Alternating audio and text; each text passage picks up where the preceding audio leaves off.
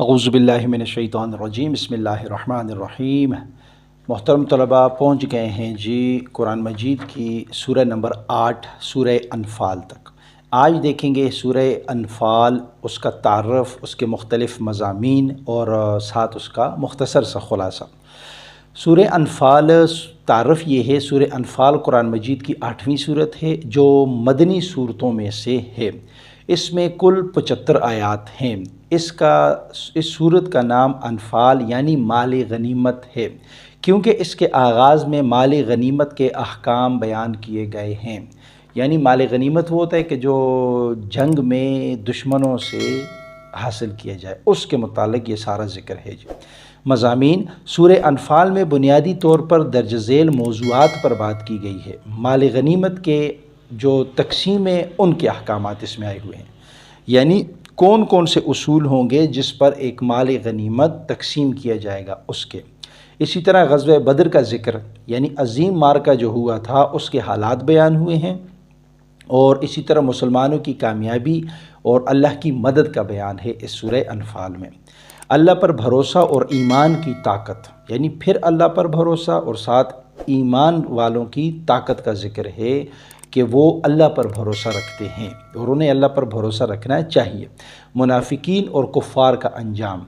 منافقین اور کفار کا انجام یعنی کہ ان کے باطن کی جو حقیقت ہے اور ان پر اللہ کے عذاب کا ذکر کیا گیا۔ باطن کی حقیقت سے مراد یہ کہ منافقین تو کفار تو آپ کو پتہ ہے کہ کھلم کھلا وہ آتے ہیں۔ منافقین وہ ہوتے ہیں جو اندر سے تو یہ منافق ہوتے ہیں یا اندر سے وہ مشرکین ہوتے ہیں، کفار ہوتے ہیں، لیکن اوپر سے وہ کیا ہوتے ہیں؟ مسلمان بنے ہوئے ہوتے ہیں۔ بہت سے تھے، ٹھیک ہے۔ سورہ توبہ میں جب آگے ہم پڑھیں گے تو اس کی آیت نمبر 101 اور 102 میں اس کا مفصل ذکر آ رہا ہے، ٹھیک ہے۔ اور یہی وہ منافقین تھے جو جب مکہ فتح ہوا تو یہ ڈر کی وجہ سے یہ پیچھے ہٹ گئے تھے، تو پھر انہوں نے پھر انتظار کیا اور انہی کی وجہ سے پھر آگے پھر جتنے بھی ہمارے خلفائے راشدین تھے ان میں سے بعض کی شہادت بھی ہوئی اور آگے پھر جا کے بہت نقصان پہنچایا، وہ یہی لوگ تھے منافقین۔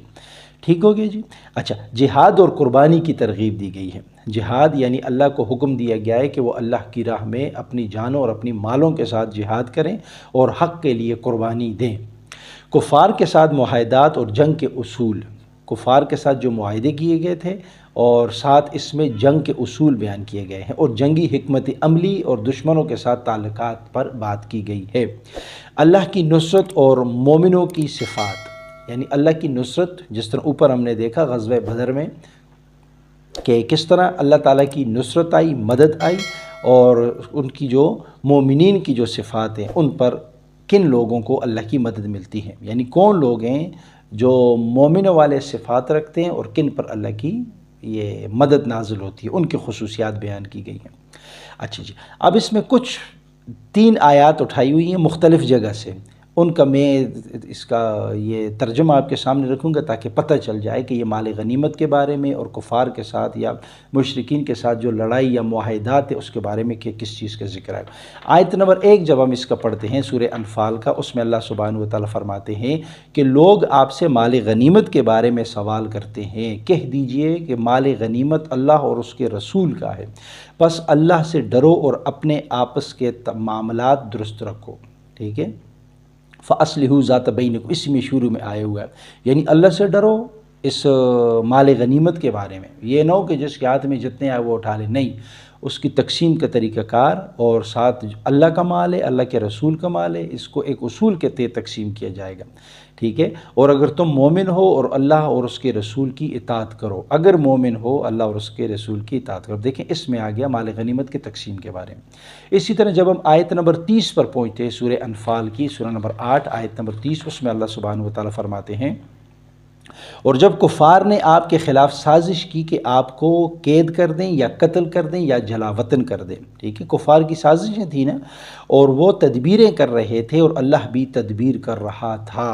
اور اللہ سب سے بہتر تدبیر کرنے والا ہے۔ یعنی اس آیت میں بتایا گیا ہے کہ کفار مشرکین کس طرح آپ صلی اللہ علیہ وسلم کے خلاف سازشیں کرتے تھے کہ ان کو اس کام سے کس طرح روکا جائے، تو انہوں نے کیا کہ ان کو یا تو قید کر دیا جائے یا نعوذ باللہ قتل کر دیا جائے یا جلا وطن کر دیا جائے، دوسرے کسی ملک بھیج دیا جائے۔ اللہ پاک فرماتے ہیں ایک تدبیریں وہ کرتے تھے لیکن اللہ کی تدبیر جو ہے تو وہ کچھ اور تھی۔ اچھا جی،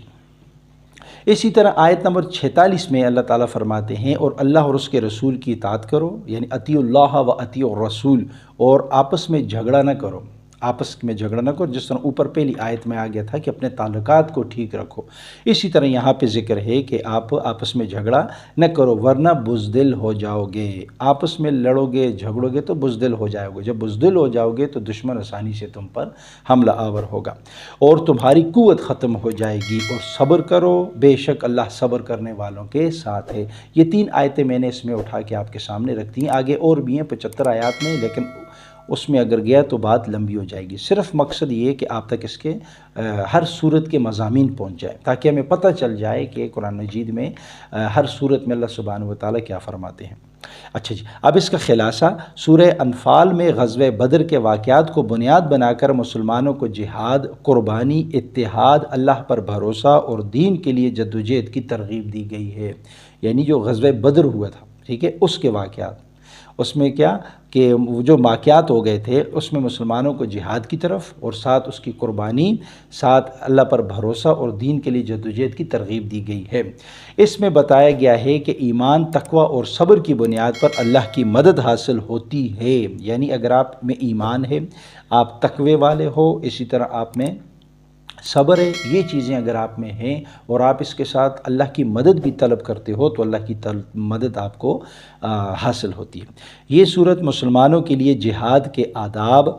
جنگ کے اصول اور ایمان کی آزمائشوں کے بارے میں اہم رہنمائی فراہم کرتی ہے، یعنی شروع سے لے کر آخر تک اسی چیزوں کا ذکر ہے۔ جہاد کیا ہے، مال غنیمت، اسی طرح جو ہے تو اللہ کی نصرت کس طرح آتی ہے، کفار کے ساتھ معاہدات وغیرہ وغیرہ، مال غنیمت کی تقسیم، یہ سارا کچھ اس صورت میں ہمارے پاس آتا ہے۔ تو امید کرتا ہوں کہ سورہ انفال جو قرآن مجید کی 8ویں نمبر کی صورت ہے، اس کے